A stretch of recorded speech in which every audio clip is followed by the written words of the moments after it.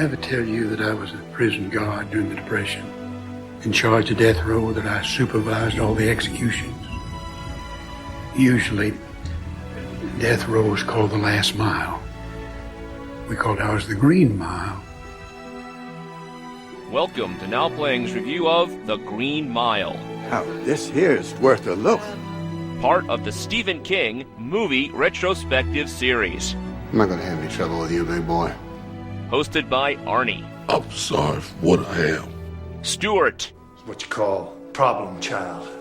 And Jacob. 3 grown men outsmarted by a mouse. This podcast contains detailed plot spoilers and harsh language. Listener discretion is advised. Anybody wants out, now's the time. After this, there's no turning back. We hope you enjoy the show. We going for the ride now? That's right, we going for the ride.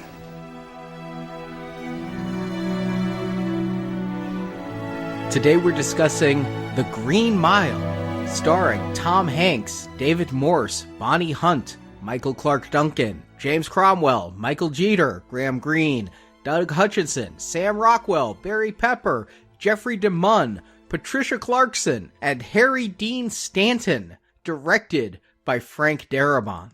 This is the Now Playing co-host who wants Mae West to sit on my face, Arnie. And Stuart. And this is Jacob, and for a man pissing razor blades, I'm doing all right. Well, why wouldn't you be? We're back at Stephen King. My favorite.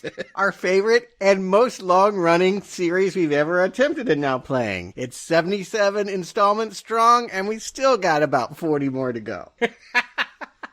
It is longer than A Green Mile, I will say. And yet, here we are in the 90s. I remember The Green Mile coming out. I remember being pissed. I have mentioned so many times on this podcast and on the book reviews that I was in that Stephen King book club. Every time he put out a new book, I didn't have to worry about it. They'd send me a nice embossed edition hardcover with his signature embossed on it. Not this, because he put out 6 paperbacks. They didn't come out in hardback.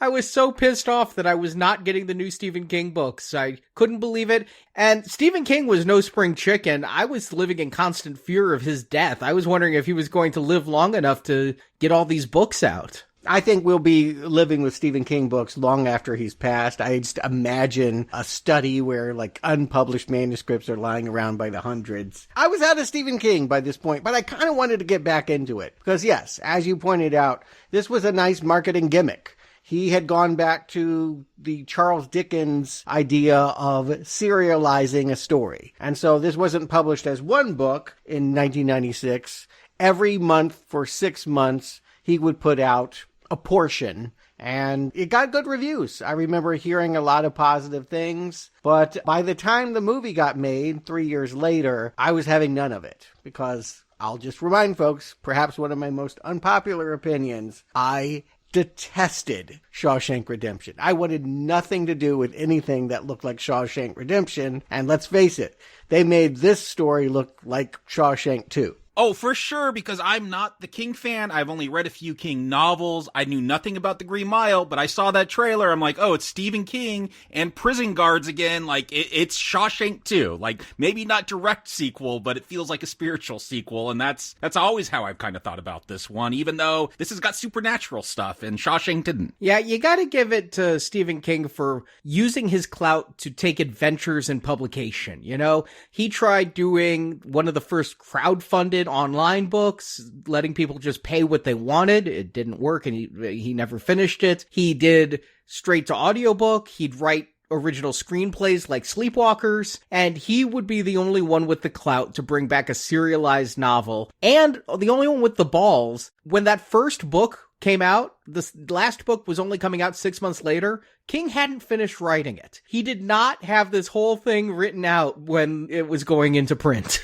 That was my curiosity, because it's no thing to break up a manuscript you've already written and put it out in serialized fashion, but he was actually doing what Charles Dickens did, which is that, okay, I know I got this kid Oliver Twist, and I got to come up with something next week. You know, like, he didn't really know. I'm sure he had some ideas about where he wanted to take the story, but he had no finished manuscript by the time that this was in readers' hands. Yeah, Frank Darabont tells the story repeatedly about how he came to this is he did Shawshank, Frank Darabont. We've reviewed his The Woman in the Room, Dollar Baby. And of course, he'd go on to work on Nightmare on Elm Street 3 and things. And most known for Shawshank Redemption, his first film based on a Stephen King novella, and became a cultural touchstone. And Stephen King went to him and said, I'm thinking about writing this other book, but you probably wouldn't want to do another Stephen King prison movie. And Darabont's like, you're right. Why would I want to revisit that ground?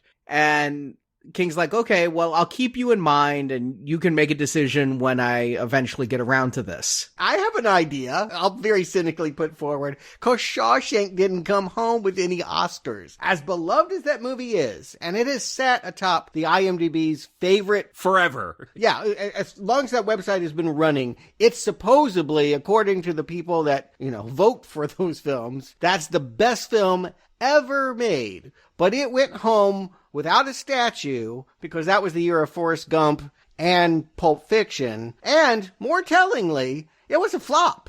It made $30 million worldwide, did not make its money back. It was because it was rediscovered on video and became this sleeper hit. TNT's endless airings made it the cultural touchstone it is. Absolutely. So now is our chance to get the money we should have in 1994, damn it. That's what it feels like. It feels like a concoction in which you say, we are going to reap the benefits of what we should have had back in the day. We should have gotten Best Picture. We should have made $100 million, but we didn't. We were crowded out, and now 1999 will be our year. Well, Darabont said he didn't want to do it. King sent him one of the paperbacks of the first installment of The Green Mile, and Darabont read this first installment and immediately had a change of heart. He's like, I have to direct this film. This must be my next movie. He couldn't get in touch with Stephen King,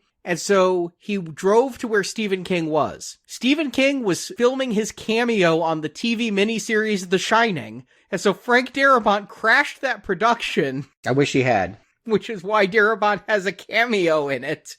To say to King, I have to have this. Give me the rest of the book so I can start the script. And that's when King said, I can't give you the rest of the books. I haven't written them. You're going to have to read them with everybody else. But yes, Darabont quickly got on board with this and wrote the screenplay. These books came out in 96. This movie was filming in January of 99 and out around the holidays of 99. I remember I did go and see this in theaters. I wasn't excited for it. I liked Shawshank, but I didn't consider it a religion. And this one, I never read the books, but a friend of mine and I around New Year's one time just were like, what do you want to do tonight? Let's go see a movie. And so we went and saw this. Yeah, I saw this one theatrically with my dad, and probably because it was the new movie in theaters that weekend.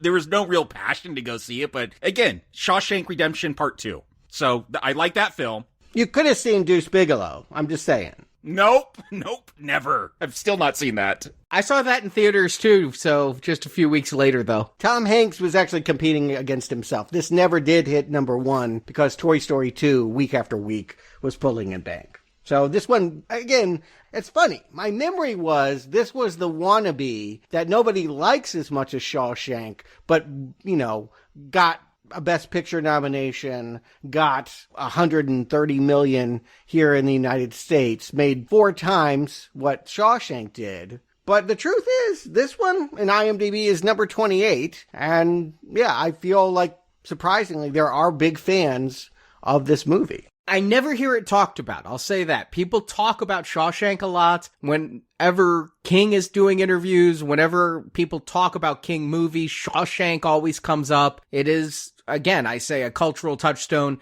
This never comes up. I can't think of too many movie conversations I've had where people start referencing The Green Mile. You tell me it's in the 20s on IMDb, that shocks the hell out of me just because it doesn't seem to be that popular. I'll tell you how popular it is. My wife and I refer to The Green Mile constantly. Whenever you got to do a long, torturous walk to something that's not going to pay off, we talk about having to do that Green Mile. But that is about the extent.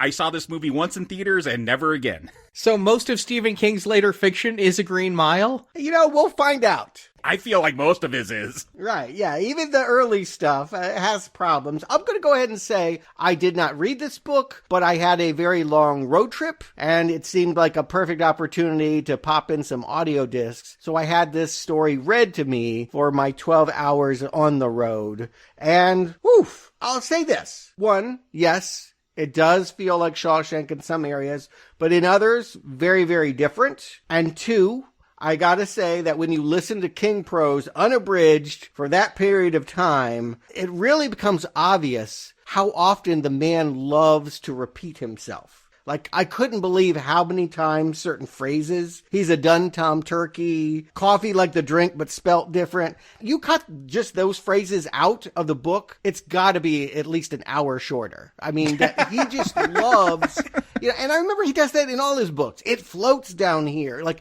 he'll grab onto a phrase and just, like, obsessively reprint it, just like The Shining, all work, no play, Jack typing it again and again. I feel like King can really, when you don't have the ability to skim, it's terrible.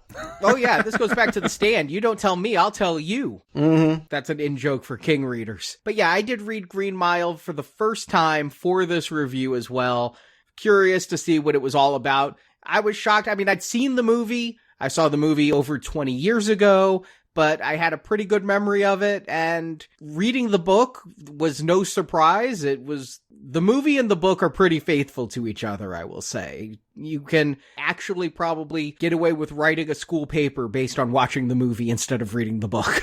But again, Shawshank, I don't even really remember that short story. I think that all the love is just for that movie. And it didn't really remind me of that short story. It reminded me more of the Sean Penn, Susan Sarandon movie that had come out the year before, Dead Man Walking, which is about capital punishment and the ethics of mice and men, and that goddamn TV miniseries that King wasn't allowed to finish, Golden Years. He can't, let his Jesus character get done on TV. I'm going to put it on the page. That's what I felt like. I'm just going to transpose the story of my Messiah. What I remember him saying in the intro is he started out with the intention of telling the horrors of the electric chair. This was all supposed to be about the fears of using that device specifically to take prisoners' lives. But I feel like it winds up being much more, again, religious is the word that I would reach for. I mean, yeah, it stars Jesus. Yes. John Coffey, Jesus Christ, JC. Mm-hmm. Yeah, it's not subtle. Right, yeah. Period film set in a prison. I hear that it's going to be Shawshank-like, but because I have conflicted feelings about Shawshank, I put that aside. I came to this movie rather curious. I felt like there was a lot of different movies you could make out of it, which is to say that there was parts that worked and parts that didn't for me on the page. My problem with the book in general is when reading it as one long novel instead of 6 broken up novellas or small novels, it feels kind of meandering. It doesn't feel like there's a good through line to those 6 books. It feels like each one is an anecdote of the people living on this Green Mile, but it doesn't feel like there's a good climax to it all. You know what I'm saying? Each book has its own climax. It was specifically written to be read as 6 books. It was not one book that he just chopped in 6 pieces. But they're not 6 short stories. It is one piece. Yeah, it is, but I also think you could get away with reading each one individually, especially since he spends so long recapping. You talked about repeating. At the beginning of each of the new books, he spends several pages just giving you the exact same pages that were the end of the previous book. And it just didn't flow very well as a cohesive single story. Is that something Frank Darabont can fix? Does Frank Darabont dare change anything about Stephen King other than tacking on a bad ending to The Mist? This is to be discussed. Well, we already discussed that ending. I don't think it's that bad. But yeah, I do think maybe it's problematic that Frank Darabont is the one directing it because he has such reverence, where I would be going in and throwing certain things out.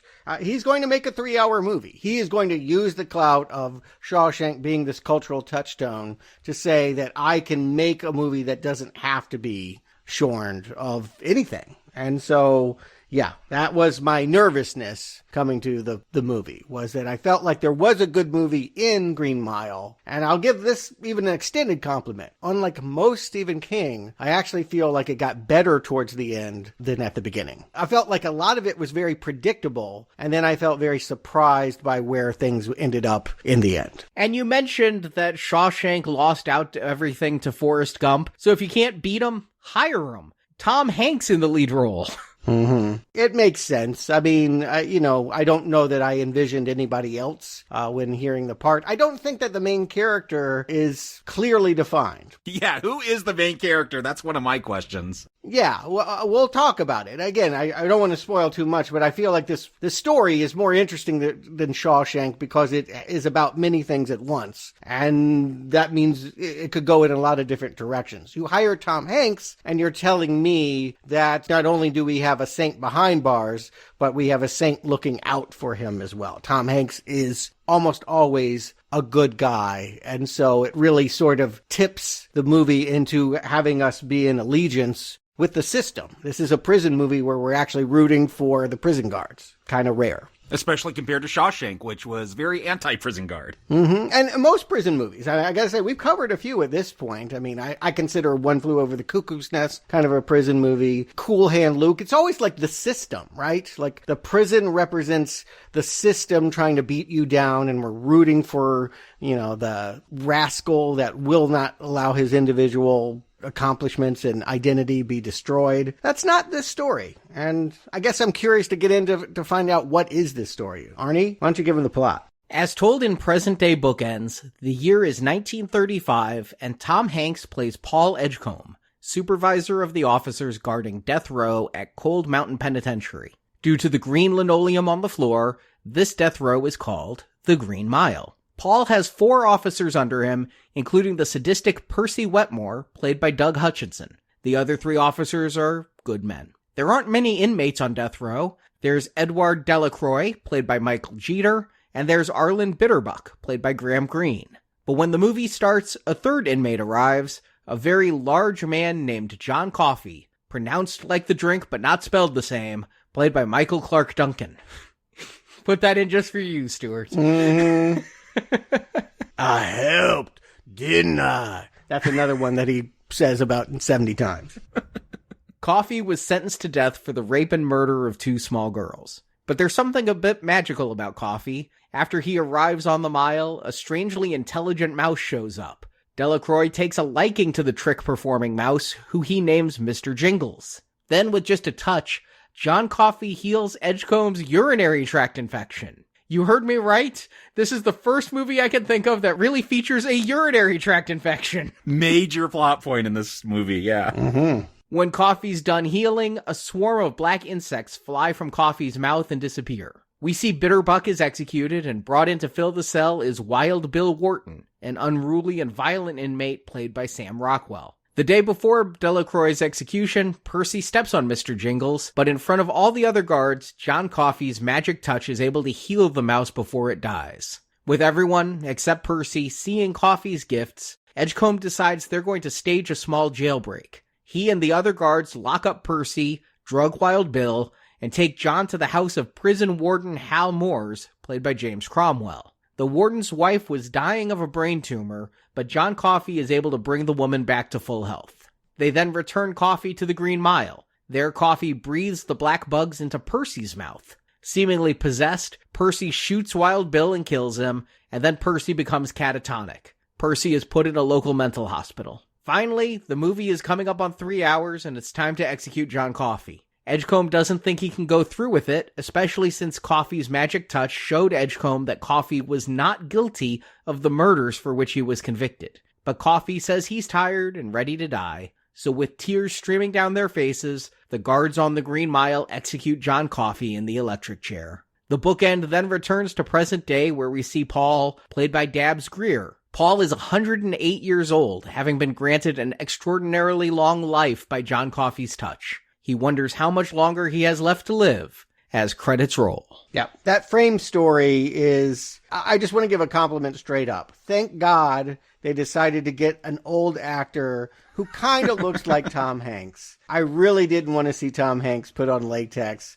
and dodder around a nursing home with actors 30, 40 years older than him. No, disagree completely. First of all, when I was reading the book and trying to remember the movie, I'm like, they're probably just going to cut this whole frame story out. There's actually a lot more to it in the book. There's a mean orderly, much like Percy's a mean guard, and they draw those parallels. And I'm like, they're just going to cut all this out. But when they start with this, and I see they are going to have this frame story, I'm like, why didn't they just get Tom Hanks? This guy looks nothing like Tom Hanks. He doesn't act like Tom Hanks. It turned out that they did do old age makeup tests with Tom Hanks, and they're on the Blu-ray. I got to see them. Darabont said the makeup just wasn't convincing. I disagree. I think Tom Hanks' performance was good enough. I think the makeup was good enough.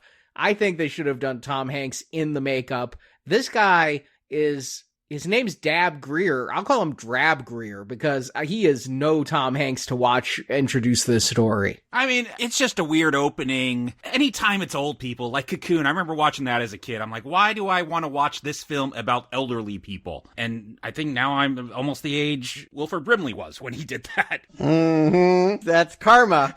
Getting yes. ya. But yeah, we're watching old people at an old home fight over the TV. I get it. There's some hook. The mystery is what's in that cabin. We see Paul sneak off, go up to a cabin, and then come back and break down during a black and white movie. And I guess that's a good enough mystery. I just wish, let's get to it. Like, it's not such a great mystery. Like, ooh, what's this mystery cabin that I want to spend a whole lot of time with this bookend here? Yeah, and they don't belabor it. On the page, they kept coming back to it. It was hundreds of pages. And as Arnie implied, it was, there was an orderly who was out to expose what was going on and was beating up on the Tom Hanks character. And you could have retained that. It would have been a different movie. If it had been Tom Hanks, I mean, you're going to know this anyway, but you would really be focused on the fact that he's incredibly old. I think doing it this way, you don't quite realize how old Dab Greer is. You're probably not doing the math and saying that this is a modern day nursing home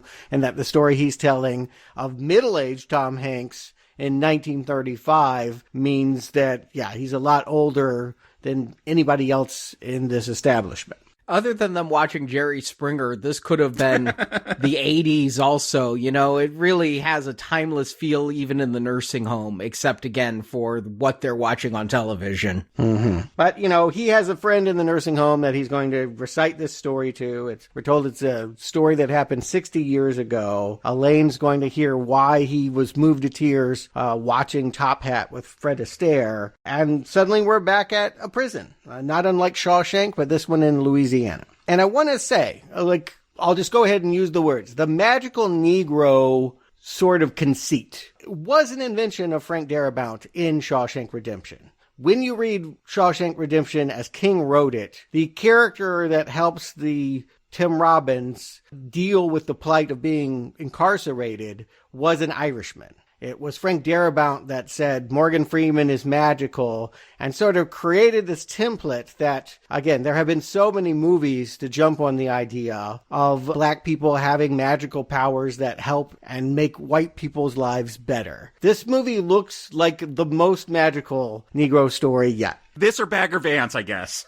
It's not just movies. I mean, let's look at Stephen King's own history. Remember Mother Abigail in The Stand, a magical black woman. There was the magical Negro in The Shining. That was straight out of the prose. That was not Kubrick's casting.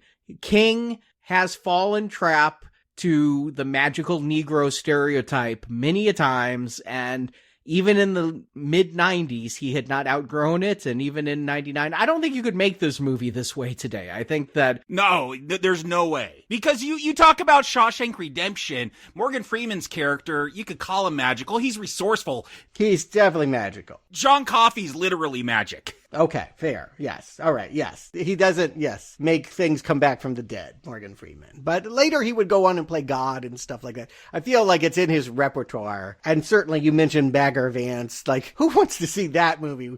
Magical golf caddy Will Smith. No, thank you. Helping Matt Damon. So what is the offense? I want to just break this down. Like, because on one hand, you could say, oh, this is a reverence for African Americans. And yet it also sort of depersonalizes them. They're not people. They're these sort of just tropey non-people. What I read up on this a little bit, and what it seems to be the big offense is it's written by white screenwriters that don't know anything about black people. So they make them magical to cover their own ignorance because they can't actually look at their personality and know the history that they've gone through. They just sort of wave their hands and say, voila. And I'm kind of trying to focus on the technical aspects of this film because when we get into this story, oh boy, like, yeah, trying to get into the racial politics of the Green Mile is muddy, and you're right, Arnie, I don't think this would get made today. Well, I mean, but it is a story set in 1935, and as we start here in the prison, we're seeing it's right on display. Look at this chain gang. All the guards are white, all the people in pinstripes are black, and they're in the fields. And so you really get a slavery feeling to all of this as a car drives by that's got something so heavy in the backseat, like it's crushing the axle. And we'll find out that this is the new prisoner, the new Jesus Christ, John Coffey. I do want to ask, what was the budget of this compared to Shawshank? Because that felt like a huge whole prison, and I know here they're just focusing on this little Green Mile, just this one part. But this feels like such a smaller movie because of that, even though, yeah, when Michael Clarke Duncan walks in, very big man. But it feels smaller, maybe more intimate. And that's not a special effect, right? That's not a special effect. He is literally just that size. I was wondering that. Did he stand on a box? Let me answer these questions in order. Shawshank was budgeted at $25 million. This was budgeted at $60 million. Wow. Okay. A lot of this was created in soundstage and, utilized to recreate King's words. So this is a more expensive film. But yeah, it also a somewhat claustrophobic film. And no, Michael Clarke Duncan is not this big. He, in fact, was turned down for the role, A, because he couldn't act. His only acting role had been Armageddon. Armageddon, yes. Okay. Wasn't he in Friday? I guess he worked as a bodyguard for a lot of celebrities before he was an actor, so he must have been on the set. He has an uncredited appearance in Friday, but really his only work had been Armageddon.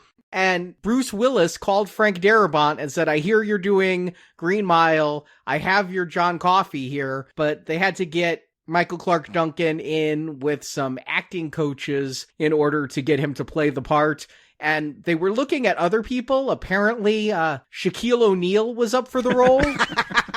Kazam! Right off of Steel. Yeah, Kazam and Steel. Who wouldn't want to hire him? But he would be the right height. They actually had Michael Clarke Duncan walking on boxes everywhere so that he was towering above. They added about 9 inches to his height through special effects. I thought so, because David Morse is a very big man, and Michael Clarke Duncan's towering over him. Like, David Morse is coming up to his shoulders in this. I don't know if Michael Clarke Duncan, if I've seen too much of his work. He looked very massive as Kingpin in the Daredevil movie, but again, I have no way. I think he's always playing the big guy. Armageddon, he's the big guy. Yeah.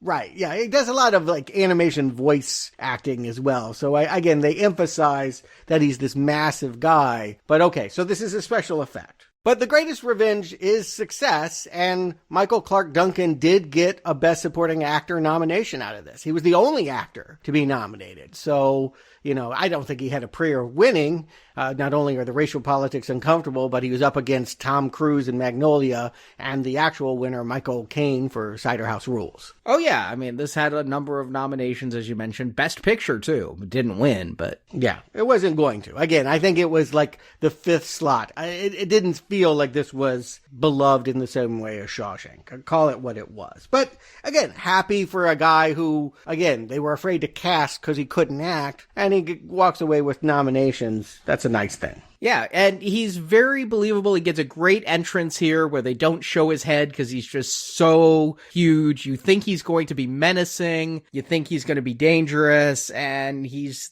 this teddy bear, you know? He calls Tom Hanks boss and can barely speak. Right. So this is like instantaneously. This is my problem with hearing the novel as well, is like we know instantly he didn't do this crime. That we'll see Tom Hanks be handed a file and get a big flashback, and we'll have this man implicated at the scene of murdering 2 little girls, petting their blood-streaked blonde hair. There's no way. No one is ever for a second going to believe that he's the killer. Yeah, I understand in 1935, they're just going to assume he's guilty, mostly because for racial reasons. Like, I understand their logic, but yes, as a modern audience... In 1999, everyone is going to assume he's an innocent man, wrongly convicted, and this is the story about how we free him. Yes. That's what I would assume. That's what I'm betting, which is why I get surprised by the end. Yeah, and we're introduced to a couple other people here on death row.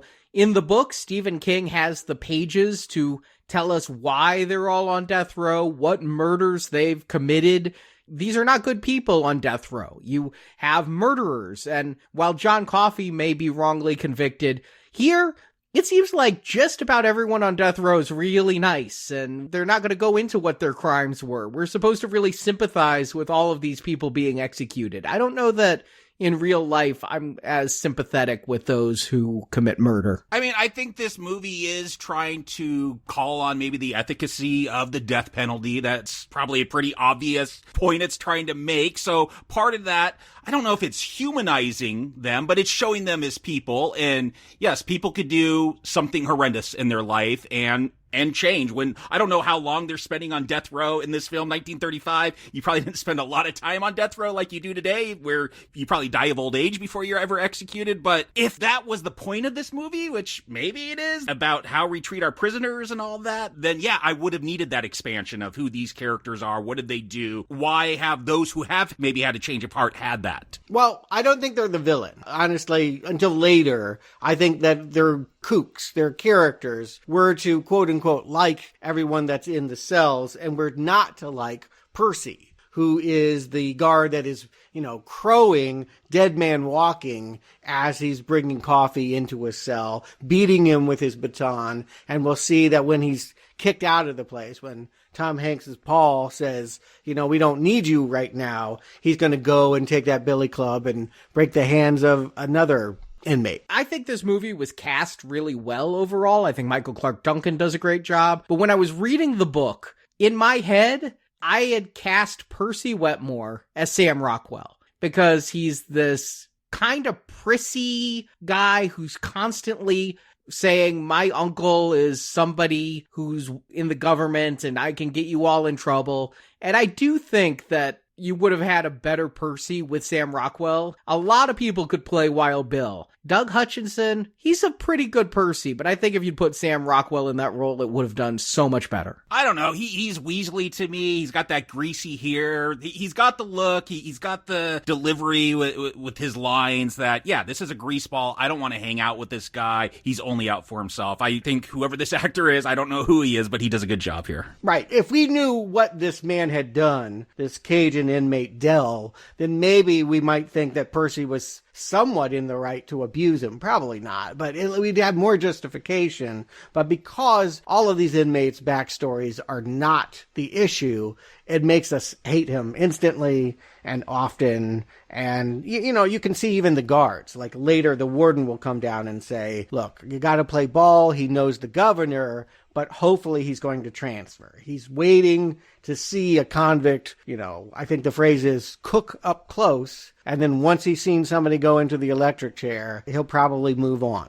That's the hope anyway. Even in the book, I feel like the other guards are really just not very well written. They're not well-defined characters, and I think that really is amplified on screen. I mean, you mentioned David Morse, Jacob, playing brutal here. Yeah, why is he brutal? He's a nice guy in this. It's ironic, and that was emphasized on the page that I don't think it was here. No, it's not. His name's Brutus, and they all call him Brutal because he looks like he would be scary. He's tall and imposing, but he's actually a sweetheart and never does anything wrong. They're apostles. That's what I would argue. They're not here as characters. They're literally the apostles and witnesses for this second coming. But again, they try to fool us. I mean, we have one of them Tara Wellinger hand Paul the report, here's what he's done, and we go back to, we actually got a little moment right before the credits of like a mob with pitchforks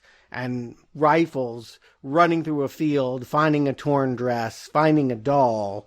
We will now have the story confirmed, at least the official story of why Coffey is convicted and on death row is because there were two little girls that were playing on a porch. Somebody took them, left a trail of blood, and when the mob caught up with them, they found Coffey crying, saying, and God knows they repeated this endlessly, as if you couldn't figure out what he was really implying, because I know that he's got magical powers. I couldn't help it. I tried to take it back, but it was too late. You're saying they say these lines a lot in the book. I feel like they say them a lot in the movie, too. Yeah, nothing compared to the book. Again, I'm not kidding when I say 70, 80 times. It became a running joke. I would actually be laughing in tears when they would say it, like at certain parts, because I'm like, here it comes. But yes, what it sounds like to, the untrained ear is he couldn't help the impulse of killing little girls because, that's who he is, or at least that's what this mob would conclude about a large, frightening black man in 1935. But what he's going to say, and what becomes pretty obvious, is he has magical powers to bring people back to life, but he couldn't help them in this circumstance because it was too late. And in this flashback, just to call out William Sadler, everybody's best character actor, playing the father of these two girls here. That guy is in absolutely everything, and here he is. Including Shawshank. Yep. Naked Kung Fu guy from Die Hard 2 is what I mostly think of him as. Yes. Death from Bill and Ted. Yeah. So you get it. Again, the way that I think of 1935 is that it has unjust racial politics. So when you show me a literal mob of pitchfork-waving white people in overalls, and they're going to draw this conclusion, we just know, right? And so that our indignity is up, and we are hoping against hope that this is like a John Grisham story, where not Stephen King. We will have somebody, and Atticus Finch is going to get him off death row. And instead of Atticus Finch, we get Mr. Jingles, because this movie is going to meander as much as the prose did. This is a 3-hour movie, and I swear to God, each half hour feels like it's just one of those books, focusing on a different character. And even though John Coffey is here in E Block, we're going to forget about John Coffey for a while. We're going to focus on Delacroix and his magical mouse, Mr. Jingles. I'll say, turning this film off, what sticks with me is not John Coffey, it is Del and Mr. Jingles. Like, they kind of steal the movie for me. That cute little mouse doing those tricks. To be fair, you did have a pet squirrel. Yes, and I have rats and mice now. Okay, so there's a bias. I don't actually like the mice. I do like the rats. They're much more personable. Our mice are not this trained. Yeah, so how connected is this with the rest of it? Because it seems like something else magical, right? Maybe it's not supernatural, but this is a mouse that nobody can catch. It runs underneath the doorway of a padded cell, and when they go in and run through the padded cell is not used, they just stuff it full of unused furniture, but when they clear it all out, they can never find this critter. I will say, as much as I like Mr. Jingles, I don't understand all this time spent. Like, it's one mouse. They're worried about the padding and the padded cell that they don't even use. Like, we're going to unpack that cell, then repack it, and then unpack it, and pack it again, all for one mouse. Like, I understand if they think there's an infestation, but it's just one mouse. Yeah, I was thinking a lot of Mice and Men. They have a big guy, Lenny, who takes care of mice, and I keep thinking the mouse is going to become friends with Coffey. Right? Like that, because everyone has considered him simpleton, they're not going to understand that he has this, he's in touch with nature, and that the mouse will come to him. That he ends up going to this other guy, this Cajun, is kind of a surprise. And if that were the case, you might as well already have this guy have the pet mouse. It would just speed things along if he had been taking care of the mouse his whole time there, already had trained it. And we could, not spend so much time with the guards throwing Nilla wafers at the thing. And the point is the mouse is going to get killed. The point is that Percy, the guard everyone hates, is going to stamp on it and coffee's going to bring it back to life. Just get to that. Everything else we do with the mouse it's a slow buildup. And I think I'm hearing from everyone some impatience. It's the problem with being too faithful to King's prose. The way King writes it, keep in mind he wasn't entirely sure where he was going, and he had already published book 1 by the time he's working on the next book, so he can't go back and just insert the mouse. But Darabont, he could have abridged, and whatever I think of this movie, I think he overindulges, much like King does in his own prose. Darabont overindulged with this movie's 3-hour runtime. 100% agree. I do want to say, though, I don't feel bored. Like, there's enough interesting things, again, going on, like this mouse or Dell, I like him, and that I'm more intrigued. Like, where is this gonna go? I kind of like some of these characters. I kind of like their dilemmas, their stories. So I'm going along with the ride, but yeah, I do feel the time. But I do want to say it's not one of those instances where I'm just like bored and like just get on with it. Like, there's enough likable characters that I find moments that I enjoy. I'll agree, I'm not bored at all during this. I do wish that I hadn't read the book right before seeing the movie, though, because it is such a straight adaptation. And then watching the movie again with commentary, I feel like I've been wading through molasses with this. It moves so deliberately. It does. That I become impatient, but I'm not bored. And while I definitely think this movie could be tightened up, I don't think that its runtime is fatal to it. Yeah, that's what I would say. I would make choices to tighten it up because I feel like I would want to bring ideas to a point. And by not bringing certain ideas to the point, I'll just go ahead and say I feel like the Green Mile is mysterious. I'm not exactly sure what the whole point of all of this is going to be. And the point of tightening it up is so that you would understand my interpretation of this material. By Darabont saying I'm keeping it all in and doing it basically as King did, I agree. It's in some ways a creative white flag that says I'm not making artistic choices. I'm just going to create a good-looking, old-fashioned epic. I have that problem with the plot summary is, what is the arc? What is the plot? This is almost in a TV episodic way, the happenings on Cell Block E, but it's not like I feel Tom Hanks' character really goes through a lot of changes. He's a good guy at the beginning and a good guy at the end. I don't feel like John Coffey changes at all in this film. And so what is the plot? I even left out Dell's execution subplot in my plot summary because there's just a lot of subplots that weave together into a narrative, but this is not a plot-driven story. For me, when you're going to go 3 hours long in a film, you're making a statement like, I have something to say about this. This is epic. It could be literally an epic, like, by the expanse, or just, like, by what you're trying to tell. It's just this epic journey. Like, really important, because you're taking 3 hours of my time. And, yeah, I've got a lot of questions like you, Arnie. Who is the main character? What does Tom Hanks go through in this movie? Like, I don't know if it earns that 3-hour runtime. Well, here's the thing.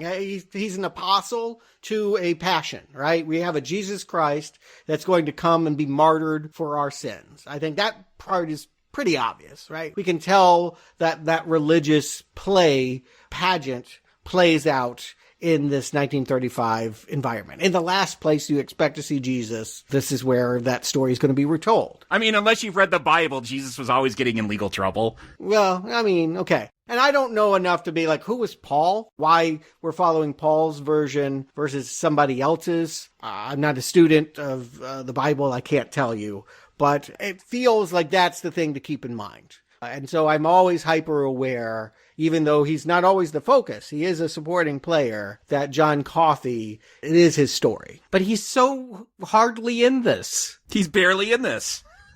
Well, I mean, but his being there is the story. Without him, take him out of the movie, and I wouldn't begin to know what this story is about. He is the engine that creates it all. Yeah, I mean, the story starts with him arriving in prison, and it ends with him leaving prison, dead. So you've got that point there, and he is a catalyst, but he, unlike Jesus, I don't feel like he's our main character. Well, I mean main character in the sense that he's the important character. Obviously, the main character is Paul, and how he's going to interpret, this is his testament of what happened to Jesus. And yeah, there are other subplots here as well. He's got the urinary infection. That is a very surprising subdevelopment. We have scenes with him and his wife. I thought for sure that in adapting this, you would give him an illness that isn't a UTI. Why? I thought for sure you would give him something more visible to be healed. Something where you're not grabbing his crotch to fix it. I mean, yeah, if you're wanting to have the big healing moment, a man grabbing another dude's balls, especially in the 90s, like, come on. Like, let's just be real here. Like, people are going to have a hard time taking that seriously. I think it's done as comedy. I mean, that's the whole point, is that we want to give people a little bit of funny. And, you know, from his very early scenes, when we're actually seeing Paul as Tom Hanks and not the old man, like we see him at the toilet, you know, trying to pee, wincing in pain. He'll have nights where he runs out to try and get to the outhouse and not making it, having to pee on the firewood. And all of this stuff is humor. I mean, let's just call it what it is. It's bathroom humor to make us laugh. And God knows Stephen King loves toilet humor. Yeah, but when Jesus is healing the blind, he's like not teabagging him at the same time for humor. That's what I'm saying. If you're telling me this is the savior, I don't know. It's a weird choice. Oh my God, you now just have given me the version of the Bible if it was done by Seth Rogen and James Franco teabagging Jesus. But again, you're laughing, so I think it's working. I think, yes, it's totally surprising. It's shocking to modern sensibilities. The tough thing about setting a movie so far into the past is, we culturally don't connect necessarily with the cultural norms of that time, so that they can still get under modern day 1999 audiences. Yeah, it's a shocking moment when we see this big guy grab Tom Hanks by the balls and take away his UTI. I'll tell you what I would cut. There is one too many executions. And I felt that even in the book. Why do we have Arlen Bitterbuck? Oh, you've got to have him. No, you don't. You really don't. Because you have to show us a normal execution before you show us the abnormal execution. Before everything goes wrong with Delacroix, we have to see what a standard execution looks like. Mm-hmm. And that is the entire reason we have Bitterbuck. No. We could just have Harry Dean Stanton showing the new guys how it's done. Like, that's the fun of it, is that we have Harry, who is just the janitor, but agrees to be the, when they're rehearsing this thing, he agrees to walk the mile and overplay it and gets them laughing. And we actually see Paul stopping that, because he's like, when it's real, you don't want to be laughing. So, like, let's try to treat this with some seriousness so that we don't ruin the moment when it comes. You could just have them rehearse it. I'm not convinced that we needed to see Graham Greene die. That the Indian dies, I'm looking for metaphor. I'm looking for, is this saying something about the politics of the day? Maybe. America and the frontier, yeah. Yeah, maybe, but it's so thin that, again, we don't know Arlen, and on the page, he was a murderer and rapist. So, again, it's not like everyone here is innocent. I agree with you, Stuart. As I'm watching this, what would I edit? Show the rehearsal for Dell, and then have it all go wrong when they actually do the execution. You don't need Bitterbuck here. I agree. Yeah. I still think you got to show one normal execution, and Bitterbuck doesn't take a whole lot of time to get there. He's Graham Greene, barely has any lines. We're going to go through 2 whole rehearsals because of this. Yeah. We go through Bitterbuck's rehearsal and then Dell's rehearsal. Yeah, and all of this, what's important about this is that it gets Percy talking with Paul. That Paul is like, look, we all hate you. We're all going to beat you up, whatever your connections are, if you don't straighten up and stop acting like a jerk. And they make this pact that, yes, as Paul predicted, this kid is here to see death. And on the page, it's even more clear that he just has a morbid curiosity. I think it comes off in this movie like he really has a grudge against Dell and wants to be the one to hurt Dell. But on the page, it's more like, oh, this is the kid that tortures dogs and, pulls wings off butterflies and all. Just the abnormal, death-obsessed kid who is only here, again, he could be working for the governor, but he's working death row because he wants to watch a human being die violently. He does have something specifically against Dell, though, in the book, and it is a little bit downplayed here because the first time we're introduced to Percy and Dell, Percy's already beating on Dell, but it's almost like he takes a sadistic glee in the book being nice to Del because he knows he's going to be the one to cause Del's ultimate death. And so there is that bit of a grudge there. I think he wanted to kill anyone, but I think he's especially happy to be killing Del. Mm-hmm. And again, that what we will see is, first of all, Arlen,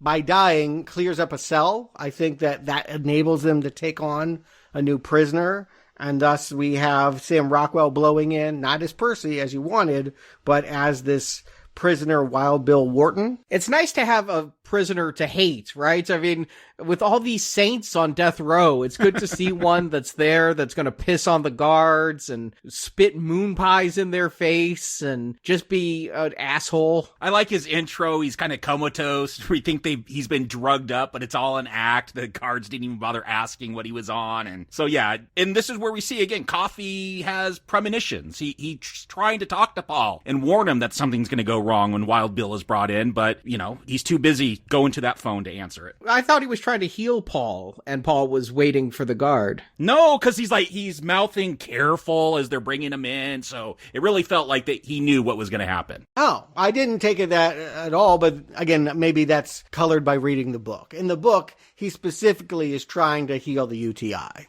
That was the reading I got, too. Yeah, the fact, though, that he's saying careful as they're bringing him in, it feels like he knew something was up. Yeah, maybe. Again, this is movie interpretation versus what I read. I just assumed they were doing what the book did. Either way, yes, this is the moment where we see Tom Hanks wanting to intervene, getting kicked in the balls by Wild Bill. He's already in pain, falling to the Green Mile floor at this point. And we also see that Percy, as much as he likes to wield that billy club at the weak ones, when he's actually confronted with someone that is, young and dangerous, he clams up. He doesn't get involved at all. He makes Brutal be the one to, save Dean, who's in a chokehold. And again, I don't think there's ever one scene where we don't have it confirmed that Percy is absolutely awful at this, and we just hate him. No, he's like Clancy Brown and Shawshank. Nothing redeemable about him. Yeah, no redeeming. And that's, again, I guess just a characteristic of King writing that I will always bristle at. I hate the way that he creates black hat, white hat kind of characters. Oh, he's done that since Salem's Lot, at the very least. I think Carrie had some nice shades of gray, but then again, her bullies didn't. But here, I said I wanted Sam Rockwell as Percy. I stand by that. But Sam Rockwell had a great winter of 1999. Between Galaxy Quest and this, he is just stealing the movies with his minor roles. I love him as Wild Bill. He has so much energy on screen. Charlie's Angels, I think that was the next year.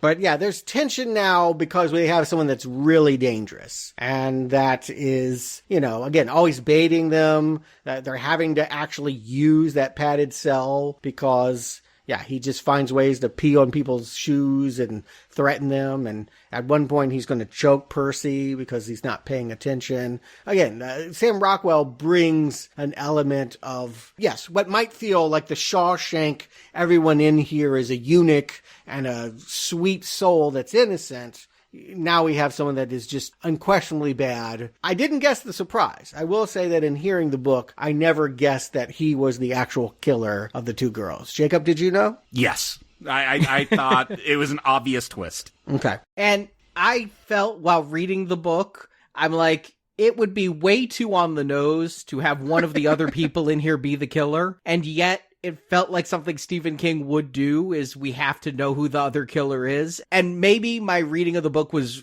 influenced by me vaguely remembering seeing this 23 years ago. But while reading the book, I'm like, yeah, somebody else on death row did it, and it was probably Wild Bill. I mean, there is something pretty similar in Shawshank where one of the prisoners knew another prisoner that actually did the murders, and, the guards have got to kill them all to cover it up to keep Andy there, but, it just felt very similar. So I'm like, oh, I bet he's a guilty guy. I think I got distracted because the book spends so much more time than this movie is with Paul delving into, Coffee, the mystery of him. We'll see it. Once he gets healed, they have that moment, grab me by my balls, and you spit out the black flies, and I feel good. It seems like the character very quickly comes to the idea that he is innocent now, and I have to find out why he was ever convicted. In the book, it really is almost like a a murder mystery in that they're going to spend a lot more time, vetting that and talking to witnesses and going through the case files. That's where I say this movie gets real muddy with its message and its racial politics. It's like, Paul should be doing everything he can now to get coffee free. Like, it's obvious something is up, and that never seems to be on his mind. He's going to use him for his healing later on, but freeing him, I don't know if that ever crosses his mind till the very end. Right. Well, I mean, I can understand after the UTI, you're not, okay, you cleared up my pipes, I can screw my wife, but I'm not going to necessarily say that, you're innocent. You just see that it's curious. He goes home, he sleeps with Jan 4 times, like the first time they have, had sex that way since they were teenagers. A funny moment. And then he's off to go talk to the defense lawyer. What about this case? Why did he get convicted? And even Gary Sinise, doing his Tom Hanks film number 3 and Stephen King film number 2, is like, it's an open and shut case. This guy was found with the bodies. He said what he said. And I just think that you don't question the obvious. He's a black guy. I mean, he doesn't say that, but that's really what he's saying. He's a black guy found with white girls, and he's big and scary and muscular. He is a beast that needs to be put down, a mongrel dog. And Gary Sinise does really well here. I think he does well in just about everything. Maybe not that Philip K. Dick movie you guys had to review with him that I watched, but mostly he's good. And seeing Lieutenant Dan and Forrest Gump here together again did not distract me. I didn't even think about it till I was thinking about after the movie. I didn't put that together. Oh, it was the first thing I thought of when I saw them togetger. Well, they had done Apollo 13 as well. True. I don't think of that one as much, though, as Forrest Gump. One is more impactful. But again, when your own lawyer is like, I didn't really defend him because I didn't think he was worthy. He makes this comparison that my son was bit by the family dog. You don't question why. I don't need to know why Coffee killed those girls. Motive is not my interest. He's a dog, and sometimes dogs just lose it and bite children. And that lack of humanity, his inability to see the humanity in Coffee, is the indignity that we should all feel. And it's because he's black. He's like a Negro is like a mongrel dog. It's specific racism coming out here in a subtle way. I mean, it's not like he says the N-word. That's subtle? No, it's pretty evident. I mean, maybe 1935 subtle. Yeah, right, exactly. It's coded, right? Like, we all can see. It's very loud and clear, but it's dog whistling, right? We know what is being done here. And yes, that's, again, they don't see Coffee as a human being. Would be the thing to get mad about, except the movie doesn't see Coffee as a human being. Coffee isn't human, I don't think. I want to debate this. Is Coffee just a mortal soul that is operating through, like, the hand of God? Does he have the Shining? Or is he Jesus Christ? My reading of it is that he is a Stephen King supernatural being. He is a mortal person who has one specific power, Charlie could start fires, Carrie could move things, Danny could speak with the ghosts, and John Coffey can heal people. Yes, he has the same initials as Jesus, but I don't see him as Jesus resurrected. I mean, I don't mean exactly literally, but my point is he seems to have no past. No one can identify where he comes from. They just consider him a depression, tramp, just wandering the rails looking for work, as so many were at that time. And they don't know his background. And again, does he have one? When later he talks, he's like, I don't even know why I know the things I know and do the things I do. He seems to be a simpleton. And so my question is, the thing that I wonder is the hand of God working through him, or is he all magic? I take it that he's all magic, that he is the hand of God. Like, yeah, the fact that he doesn't really seem to know who he is, that he just shows up and, yeah, he's there to heal. They call him a force of nature, like, at one point in the film, and that's how I feel about him, that he is this godly manifestation, an angel, something like that, but not a human being with the Shining or some other Stephen King magical power. I mean, it felt to me like Lenny, again, of Mice and Men, and that, like, there was something very human about him, and yet where this goes, it's a frustration that I have. I don't necessarily like the ambiguity of not understanding the lack of humanity. Did he just, like, like come down in a ball of light?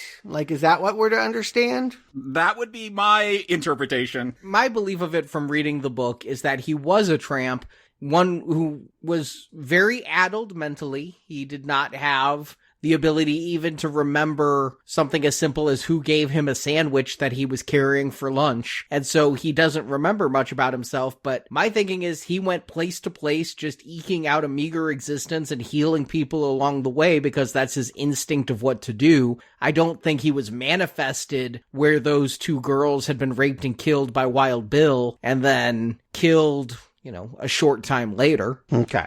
Again, I wish it were a little bit more detailed in that information. I'd like to know that because I feel like that's the story. Again, I would argue he's the character that everything is hinging on. The more you can give of his plight. And again, I think it's really important. It's wrong to exoticize and not give him a personal trait. I want to believe that he's a human being. And the way that this movie, unfortunately, too often, again, he's trying to make other people feel better. Oh, I don't even want to live. Don't feel bad about putting me to death. Like, where this character goes, it's kind of infuriating. Stephen King, I feel, just lacks gray characters. You talked about that a little bit, Stuart. I feel like that's something from the beginning, especially his characters like Paul Edgecombe, who are just these nice blue-collar guys that seem to be the heroes of every Stephen King story. And I do wish that there was more given to John Coffey. It's not his story, though. Especially in the prose, it's definitely Edgecombe's story. Not that he has a huge arc in it, but it is his story. Right, but you've already said he's a non-character, so actually it is the story of this nice character experiencing the story of this Messiah. Well, and I think this is part of the criticism that a work of art might get for having the magical black person in it, is because the criticism is they're not a person. They are magic, but like black people, they have their own culture and all that. Like, they're not treated as human beings like the white characters. I know a lot about Paul. I know a bit about Brutal, but what do I know about John Coffey? Only that he supposedly killed two girls and he has magic powers. Like, I don't know who he is as a person, but he's treated as this great, magnificent thing, and that's his worth, not that he's a human being. Right. Yeah. And yes, I definitely feel like once this gets recognized, basically Paul walks away kind of offended by Gary Sinise, but still, I don't think that he really makes the connection fully. I don't think all the guards make the full connection that they're dealing with something, a vessel of God, until he saves Mr. Jingles, right? Like, that's the thing that turns it from a convict we like to, oh my God, we're killing Christ. And that is a pretty brutal scene. Like, none of us like Percy anyway at this point. I knew this was coming up and I was watching this with my younger daughter and I'm like, oh, she loves that Mr. Jingles. Like, it's gonna go bad soon. And yeah, it's brutal. Like, that stomp he does, like, they do not back away from that. Particularly since it's all set up, but basically our emotions are with Dell, because it's getting close for him to walk the Green Mile, and what are we going to do with your mouse? And the guards are coming up with this obvious lie about we'll take him to Mouseville Circus, and he'll play with other mice and do his little spool tricks for children for pennies. Just like how my parents took my dog to live on a farm where he could run with other dogs and have a big area to play. Right, yeah. But you think he's making a joke about Disneyland, but in 1935, there's not even Snow White yet. So Mouseville in Florida is, I don't know if that's a premonition or just a lucky coincidence. I don't know if you've been on the backwater Florida roads, but I believe there's a Mouseville tourist trap somewhere, because there are certainly enough Alligatorville tourist traps that I could imagine one with a mouse. Yeah, but it just made me think about Disney. But I guess that's a modern sensibility. The point is, they have convinced this prisoner his mouse is going to be okay, and then splat. Percy comes in and just with a, thoughtless stomp of his feet, all of those dreams are gone for Dell. But, of course, this is the opportunity. This is where Coffey steps in, does the E.T. trick, cups the dead mouse corpse in his hand, and now it's confirmed by everyone. All the guards see this, except for Percy, and he comes in later and thinks he's been tricked, that they switched mice or something, but that, yes, you are dealing with a supernatural force. And Darabont, the way he films this, and I think it's a little bit on the page, but I think seeing it drives it home more. It feels like he's drawing a parallel between John Coffey and Resurrection with this mouse, as well as the termination or killing in the electric chair, because when they get the electric chair ready, all the light bulbs get brighter. They say roll on one, which brings in the juice. All the lights shine really bright. Well, while Coffey is healing this mouse, all the lights in the prison start shining really bright. And I just thought it was shorthand for magic. Magic is going on because the lights are getting brighter. It is, but I also agree with Arnie that it's, it's telling that these men, likable though they are, their job is to put people to death. And here they are confronting someone who does the opposite. I guess it does take a little bit out of him. He coughs and something comes out of his throat. And he gets tired afterwards. He always has to take a nap. Yeah. Well, later we'll realize that it's very hard on him to do this, that he's so exhausted by the cruelty of the world and trying to fix it that he's ready to give up. Again, I don't know, was Jesus suicidal? I don't see it that way exactly. But again, this is Jesus healing the lepers. This is Jesus doing miracles, and he's got a following. He's got his apostles now. And he's the one that is comforting this mouse when they take Del to be executed. And this is probably the scene I remember most, is Del's execution. Like, I was waiting for this to happen. You gotta wait a long time. You gotta wait a long time for everything in this movie. But yeah, Percy is put in charge because if they let him kill someone, he'll leave. He'll take that promotion at the mental hospital, go away. And of course, because he's so cruel, he's such a, wears the blackest of hats, he's not gonna wet that sponge to conduct the electricity to Del's brain. Mm-hmm. After telling him there's no mouse valve. Oh, that was cruel. Like, yeah. Terrible, terrible person. Just cruel and cruel. And why? I don't know. He might do it to anybody, but specifically because Del laughed at him when he pissed himself. When there was that moment of Wild Bill choking him, Del, quite frankly, just as a response to a bully, because Percy had tripped him and hit him and done terrible things to him this whole time, he finally got to laugh at the prison guard that was mean to him. Well, the prison guard is thin-skinned and won't let that stand. And so the way that it really plays in the movie, more so than even on the page, is that he wants this guy to burn alive. Is this scene too over the top for this film? Like, it goes hard. I didn't remember it going this hard when I saw it, but it was a standout scene because, yeah, this feels like the Stephen King moment. If you want that horror, is seeing Del burned alive, and they just got to keep that electricity going, because I guess if they turned it off, the heart's still beating. There were some bits that they did leave on the cutting room floor because they thought it would be too harsh for this movie. Harsher than his head bursting on fire? Which actually wasn't supposed to happen. The dummy just burst on fire, and they're like, oh, that's great, let's use that. I'm going to argue, I think you need this, and I wish there was even more. I mean, again, when you hear Stephen King talk about the genesis of this story, he wanted to explore how crazy it is that this is the way that we execute people. I mean, we don't do this anymore. Even in states where we do put people down, we would never be this cruel. That, he wanted to explore the evil of old Sparky, as he put it. So again, this is the moment that really shows you. I wish they lingered. I mean, I feel like in the book, they take us time to walk down that Green Mile and to walk through the doorway. And like, if you watch Dead Men Walking with Sean Penn, there is just a lump in your stomach watching him near his end that I feel like this movie could spend some more time doing. I know it's got a lot of things on its plate, and I know it's being directed by a guy who's kind of sentimental when I'm wanting something a little bit more horrific, but I like that it's brutal, and I would actually advocate more of this, please. I just think that it doesn't match the tone of the rest of the film. I'll agree with Jacob, because while this is Percy's ultimate sin, he's been an asshole this whole movie, but now he's caused such a painful and horrible death for Del, a character who, of course, we like because he didn't just save the cat, he trained the little mouse to push a spool of thread. But it is a remarkably gross scene in the middle of this with the fire and the jerking and everything. I'll tell you this, though. It wakes me up, okay? I gotta say, at this point, this movie is lulling me into some form of hypnosis. Not sleep, but just zoning a little bit. And this is really bringing me back. Yeah, well, I hear you saying it's different from the rest of the movie. What I'm arguing is it doesn't need to be more like the rest of the movie. The rest of the movie needs to be more grim like this. I want a story that is about the horrors of mortality. I'll just go ahead and say it. For me, what makes sense about this story is that if Christ were to come back today, we would condemn him and put him to death.